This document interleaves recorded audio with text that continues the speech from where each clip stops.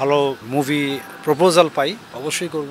আমার বাবার গান শুনেই আসলে প্রথম ওগুলি উঠানোর চেষ্টা করতাম। বাইরে পড়াশোনাটা ইম্পর্টেন্ট না, পড়াশোনাটা ইম্পর্টেন্ট। ডিফারেন্ট অবভিয়াসলি, বিকজ একদমই মেইন রোডের উপরে। সো অনেক আমার কাছে মনে হয়েছিল যে জিনিসটা খুবই, আমার মনে হয় মানুষ যারা ক্রাউড ছিল তাদের কাছেও হয়তো ব্যাপারটা খুব ইন্টারেস্টিং লেগেছে। অ্যাজ ইউজুয়াল যে জিনিসটা আমরা যখন পারফর্ম করি সবসময় একটা ভালো লাগা কাজ করে। আর যেহেতু এটা একটা মানে শোরুমের একদম সামনেই রাস্তার মধ্যে, সো ডিফারেন্ট একটা ফিলিং। আসলে এগুলি নিয়ে অত বেশি ভাবি না, টু বি অনেস্ট। আমি আমার কাজটাতেই ফোকাস করার চেষ্টা করি। অ্যান্ড ডেফিনেটলি কোক স্টুডিও একটা বিগ প্ল্যাটফর্ম, এবং মহাজাদুর মধ্যে যে কয়েকটা আই থিঙ্ক ইন্টারেস্টিং ফ্যাক্টর ছিল, যে একটা হচ্ছে যে এখানে একজন বিদেশি আর্টিস্টের সাথে কোলাবোরেশন করেছে ফার্সি ল্যাঙ্গুয়েজে, যেটা প্লাস যে বাউল গানটা শাহ খোয়াজ মিয়ার যে বাউল গানটা, ওই গানটা তো ইটসেলফ একটা খুবই পাওয়ারফুল একটা গান, খুবই মিনিংফুল, খুবই ডিপ। সো সব কিছু মিলে আমার মনে হয় যে এটা একটা মানুষের মধ্যে একটা ভালো লাগা কাজ করেছে। অ্যান্ড অফকোর্স এভরিথিং হ্যাপেন্স, যেহেতু আমার বাবাও একই লাইনের মানুষ, তো সবাই জানে কম বেশি যারা জানে। তো সেই কারণে আসলে ছোটোবেলার থেকেই তো একটা ইনফ্লুয়েন্স কাজ করে। সো সেটা অবশ্যই অনেক অনেক হেল্প করেছে, ইনফ্লুয়েন্স তো অবশ্যই করেছে। অবশ্যই ইচ্ছা আছে, অবশ্যই সবসময় ছিল, ভালো সিনেমা হচ্ছেও এখন। তো যদি সেরকম ভালো মানে মুভি প্রপোজাল পাই অবশ্যই করব। পদ্মা সেতু, মেট্রো রেল এবং এলিভেটেড এক্সপ্রেসওয়ে নির্মাণের গর্বিত অংশীদার বসুন্ধরা সিমেন্ট। ওগুলো তো আসলে আমার মনে হয় ন্যান্সির সাথে আমার ম্যাক্সিমাম সং কিন্তু ফিল্মেরই ছিল।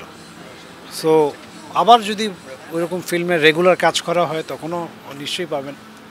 আমার বাবার গান শুনেই আসলে প্রথম ওগুলি উঠানোর চেষ্টা করতাম। সো এইভাবে এগুলি তো আসলে এক্সপ্লেইন করা যায় না, এগুলি নিজের ভিতরের একটা ব্যাপার থাকে, যেটা আমার মনে হয় যে সময় মতো এগুলি মানে জেগে উঠে আর কি। অপ্রাপ্তি তো আসলে এখানে মানে আমি দেখি না, বিকজ সবসময় তো মানুষের ভালোবাসা পেয়েছি, এখনও পাই। তো প্রাপ্তির জায়গাটাই আসলে সবচেয়ে বেশি।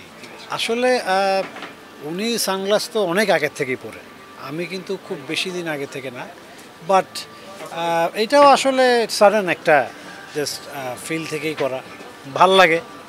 প্লাস আরেকটা জিনিস, ইদানিং তো আমাদের যত কনসার্টস হয় বা আমাদের তো সব কিছু এখন অনেক মানে অনেক আপডেটেড। তো স্টেজ বলেন, লাইটিং বলেন, সাউন্ড বলেন, তো অনেক সময় দেখা যায় যে স্টেজে খুব স্ট্রং লাইটিং থাকে। সো অনেক সময় সানগ্লাসের কারণে ওটাও একটু হেল্প করে, মানে গানে ফোকাস করার জন্য অনেক ব্রাইট লাইটস যখন চোখে আসে। বাট ওটাই একটা রিজন না, ওইটাই অনলি রিজন না। এই যে ফ্যাশন যেটা বললেন, বা একটা ভালো লাগা কাজ করা, একটা স্টাইল স্টেটমেন্ট ভাল লাগে নিজের। আসলে বাইরে পড়াশোনাটা ইম্পর্টেন্ট না, পড়াশোনাটা ইম্পর্টেন্ট। সো আমি যেই সময় পড়তে যাই, ওই সময়ে আমি যা পড়তে চেয়েছিলাম সেটার বাংলাদেশে অ্যাভেলেবিলিটি ছিল না। দ্যাটস ওয়াই আমাকে বাইরে যেতে হয়েছিল। এবং অবভিয়াসলি বাইরের এক্সপোজারটাও খুব কাজে আসে। আপনি যখন প্র্যাকটিক্যালি অন্য একটা কালচারের সাথে মিশবেন, তাদেরকে কাছ থেকে দেখবেন, ওদের মিউজিক কীরকম থাকে, সেটা ইনফ্লুয়েন্স করে অবশ্যই। বাট এখন যারা বাংলাদেশে আছেন, যারা এগুলি করতে চায়, যেগুলি এখন যদি কোনো কিছু বাংলাদেশে অ্যাভেলেবল না থাকে, আমি বলবো যে এখন মানে যেহেতু ইন্টারনেটের যুগ,